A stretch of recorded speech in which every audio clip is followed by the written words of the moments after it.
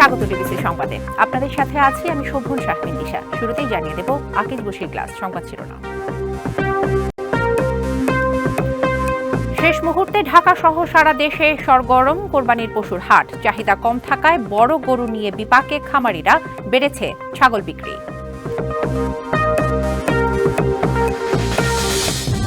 ঈদের আগের দিনও পথে পথে মানুষের ঢল। ট্রেনের জায়গা না পেয়ে ছাদে ভ্রমণ, বাস সংকটে অনেকে ছুটছেন ট্রাকে। পদ্মা ও যমুনা সেতুতে রেকর্ড টোল।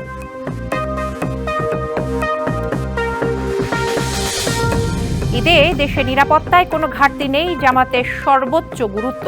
রাজধানীতে পুলিশের 500 টহল টিম, সারা দেশে গোয়েন্দা নজরদারি বৃদ্ধি।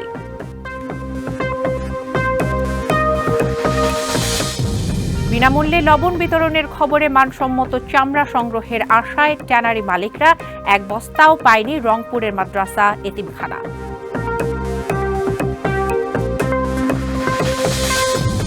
মধ্যপ্রাচ্য সহ বিশ্বের বিভিন্ন দেশে চলছে ঈদ উৎসব। সৌদি আরবের সঙ্গে মিল রেখে বাংলাদেশেও কয়েকটি জেলায় ঈদ উল আজহা উদযাপন।